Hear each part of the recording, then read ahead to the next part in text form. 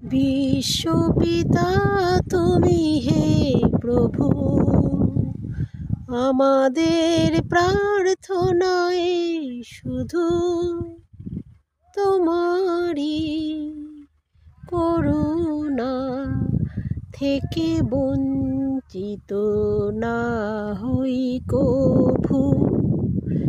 বিশ্বপিতা তুমি হে প্রভু, আমাদের প্রার্থনায় শুধু তোমারই করুণা থেকে বঞ্চিত না হই কভু। বিশ্বের দীপ চোখে জ্বালিয়ে আঁধারের রাত যাব পেরিয়ে,